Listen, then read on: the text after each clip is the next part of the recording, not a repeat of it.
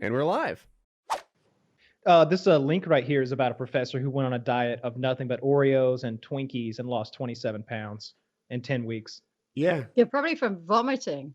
No, from only eating 1,800 calories worth of Twinkies and I've seen those donuts and Twinkies. Oreos. You tried to get me to eat one. He probably just became like bulimic. Like he ate A it lot and of he people threw like it up. Twinkies. I They're don't think delicious. they're so overrated. They I'm are. not even going to I try like one. them. He had them and he was like, just try a bite. Just try a bite. I'm like, no.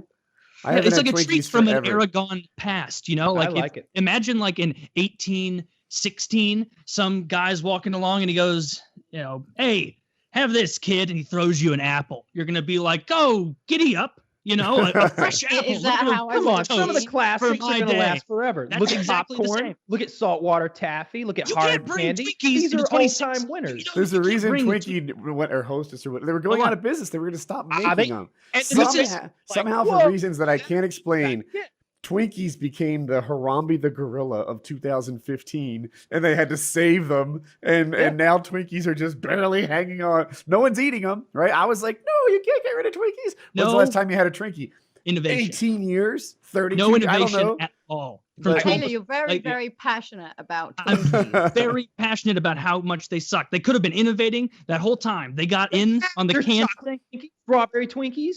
and they're all bad. As soon as Reese's came out with the fast break candy bar, Twinkies should have put that up on their marketing room slide and said, I "We're like finished, fast boys. We're done. We can't compete in Buddy, 2017 Put candy." them next to Buddy, Juicy buddy. Fruit, the Yeah. bubble gum they don't sell anymore. Or No, whatever. put this next to the asbestos where it belongs in the past. You know, they still put asbestos in like everything, though, right? I've heard that. I don't care for it.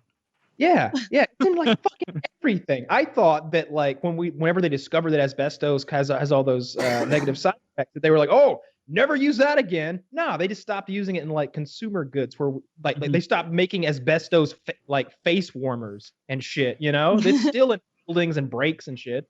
You've talked about MSG before and how you add that.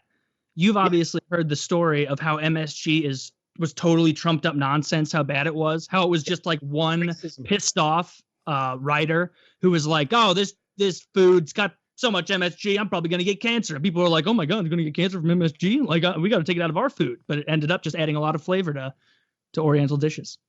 Yeah, it's just But a wait, flavor is that the additive. truth that MSG is fine for you? Yeah, It's Can't- fine, and it makes everything taste better. It's another kind of salt. It's known as a flavor enhancer, and it just makes everything in the dish all the flavors sort of meld together and become better.